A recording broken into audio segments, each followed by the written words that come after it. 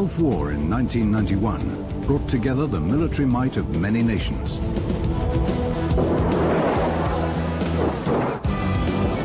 This was the biggest gathering of armed forces since World War II.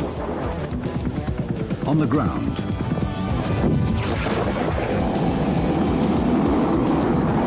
at sea, and in the air. All military leaders agree that air power was key to winning the Gulf War. The contribution of American air power is well known.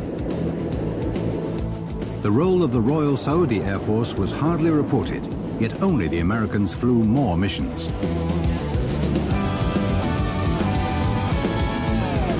All of the squadrons of the Royal Saudi Air Force made major contributions to winning the Gulf War.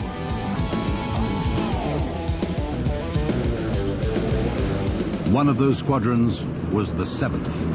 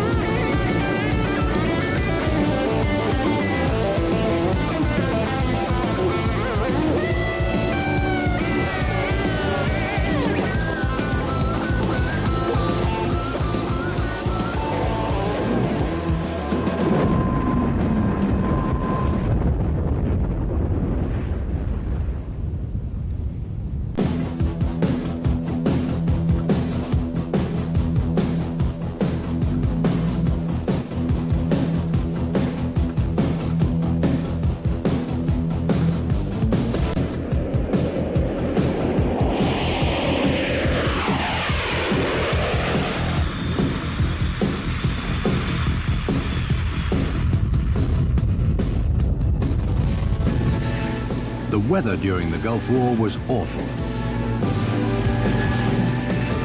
The unprecedented storms and rainfall is a factor easily forgotten and overlooked. It requires great skill flying a tornado in good clear weather. Flying at night, in storms and in combat, made conditions very demanding for everyone in the 7th Squadron.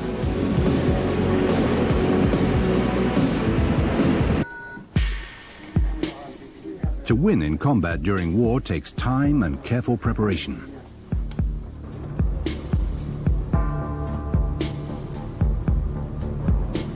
All the officers and men of the 7th Squadron went through lengthy training.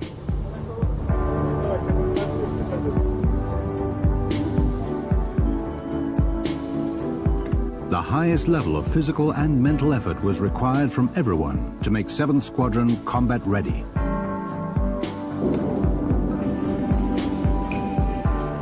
Seventh Squadron was ready for combat when it was required. But the war provided important additional experiences. Colonel Milhim, who led many combat missions for 7th Squadron, explains. Because we didn't have the experience, we always think as independent. We never think as a teamwork. But in the war, we know that we need each other. I need the Charlie 130 pilot, I need the rescue helicopters, I need the AWACS, I need the F-15, we were working all together. It was, when we go to the target, we're one team. It's not enough to be a good pilot, it's good to be a good team. That's the most important thing.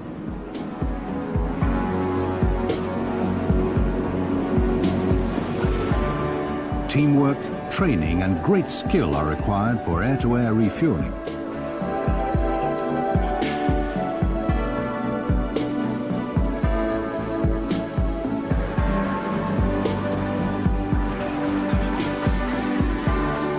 During the war, refueling, or tanking, was often at night. Tanking was required before and after every mission. Only light signals were allowed. Radio silence was kept for security.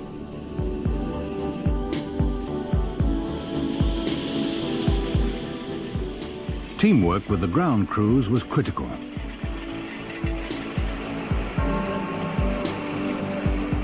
During the war, missions were being flown 24 hours a day by the squadron. This placed tremendous demands on ground and air crew. Teamwork was also crucial in maintaining a high level of operational readiness of the Tornadoes. This was vital for 24-hour combat flying. The military threat faced by the 7th Squadron and all the Allies was formidable. Iraq had attacked Kuwait with the world's 4th largest army and the 6th biggest air force with 1,000 combat planes.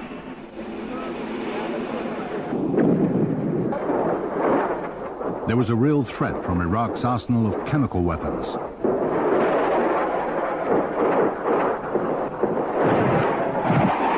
Air power was critical to stop and destroy this Iraqi force.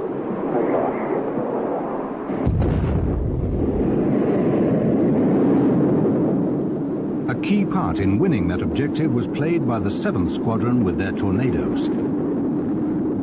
The IDS Interdictor strike version has unique capabilities. You know, this aeroplane, I will say, if it's not the best aeroplane, though, it's one of the best.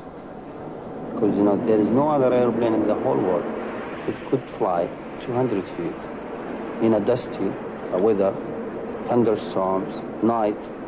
This aeroplane will do it. The JP-233 was a new type of bomb.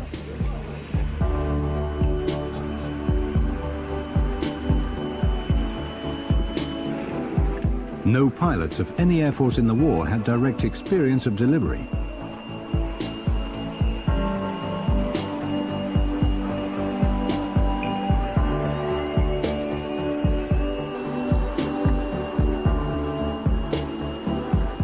Delivering the JP-233 required great skill and bravery from the pilot and his weapons systems operator, or WISO, who was positioned at the rear of the cockpit. They had to approach target airfields at 500 miles per hour, at around 100 feet off the ground. As you see, our target is very close to Basra. After you get your fuel, we'll cross the border. On the night of the 17th of January 1991, Colonel Milhim and his WISO, Flight Lieutenant Raja, found that they were to lead the very first airfield attack in the Gulf War. They were to be the first to drop the JP-233 in combat.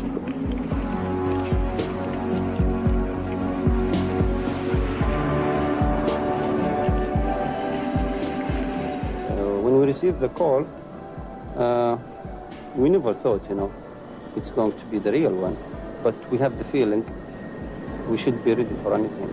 Actually, me and my friend, I think it's kind of exercise, because usually we do a lot of exercises with other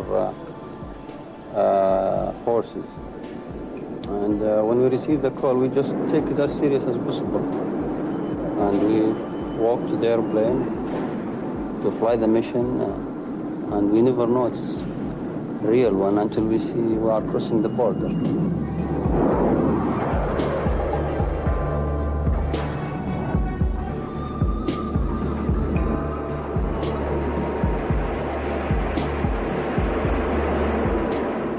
The strange thing is, it goes very slow. Now, usually when you think about things, it goes very fast. But during that time, because the time is very critical, it seemed to be to you very long. I remember, you know, all the people I love, and I was saying maybe I'll see them again or I don't see them again. But we know, well, we have confidence in ourselves, we have confidence in the machine, and we have confidence in our goal, which is that's the most important thing. This was to be the ultimate test for 7th Squadron. All the preparation and training had paid off. 7th Squadron was leading the very first low-level strike of the Gulf War using the new JP-233 bomb. When we get close about 30 miles from the target, it was very quiet, you know. It looked like, you know, they are not ready for us. And I was telling my friend, it's very quiet. We see nothing. He said, yeah, that's good. And about 30 miles from the target, we see like, you know, it's just zero time. Everything around us stopped in one time, just like they call it a fire shot. When we close to the target, getting closer to the target, we saw that firing towards about 1 o'clock our direction. And I know that is that's the target because I have the description and the nav system tell me that it's to the right side. There was an area, it's really very, just like one candle, a big candle. And I told him, you see that thing? He said, that's where our target. I said, there's no way we can avoid it. He said, no, if you want to hit the target, you need to go over there. About 15 miles to the target, which is about 2 minutes to go, or which is the longest minutes I ever have in my life. I have the feeling that, you know, when you, just the strength came to my body, and I say, okay, this aeroplane can't do it, I will do it myself. And I disengaged the autopilot.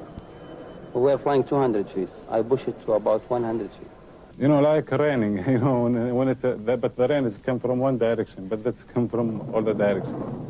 But we were so low, we could say about 150. The last time I look at the height, we were about 160, 150, and we are so fast that it could come over us, but we are underneath it. We just passed through that things.